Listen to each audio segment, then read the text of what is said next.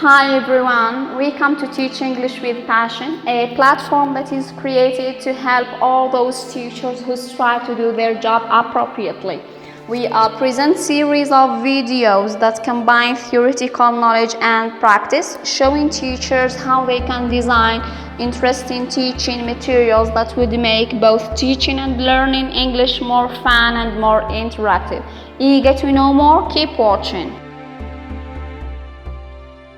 This is the third video in a three-part video series dealing with teaching reading.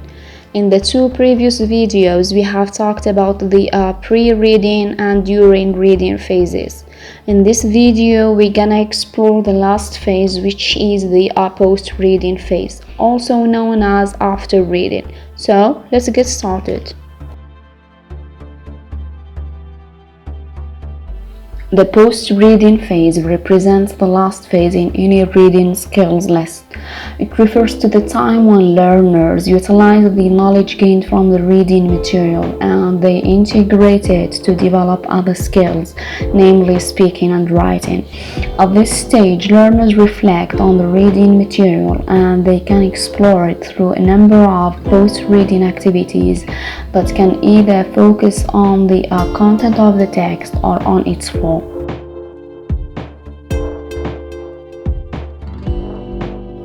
Now, let's look at some post-reading strategies.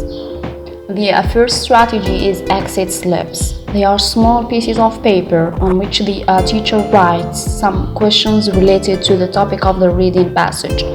Learners write responses to those questions, reflecting on the ideas discussed in the reading material and expressing their personal opinions. Graphic organizers also can be used as a post-reading strategy. Learners use charts or mind maps to identify and organize the main points discussed in the text. This strategy can be really of great help when it comes to writing a summary for the reading passage. Another interesting post-reading strategy is question the author. This technique requires learners to ask the author some questions related to the topic of the text. For example, they can ask, what does the author mean in a given part? They can also express their agreement or disagreement with some of his ideas. This strategy encourages critical thinking and it generates further discussions about the topic of the text among the members of the class. Time for practice.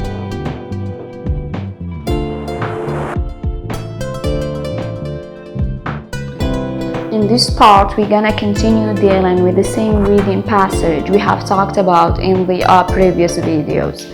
In fact, the text on page 69 is just used as a context through which learners get introduced to a paragraph structure or how to write a paragraph in English. So, let's see how you can plan a post-reading phase in such a case. The first thing to be done here is to direct learners' attention to the tip box given. Learners take 5 to 7 minutes to read the tip box and to go through the text on page 69 to pick out examples that illustrate the different types of sentences which constitute a paragraph.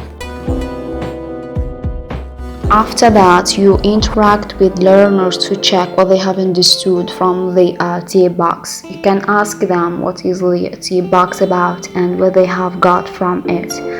To help learners retain things better, you can use the Burger graphic organizer to explain and clarify how a paragraph is built in English. Then, learners share their examples from the text that illustrate the three different types of sentences that make up a paragraph. As learners get an idea about paragraph structure and how a paragraph is built in English, the teacher assigns more practice tasks. The first task is shown here. It is about identifying the different types of sentences, topic sentence, supporting sentences, and the concluding sentence, which constitute the paragraph given. The second task addresses a higher level of thinking. It requires analyzing the ideas and finding the connections among them. Learners read the sentences and reorder them to get a coherent paragraph.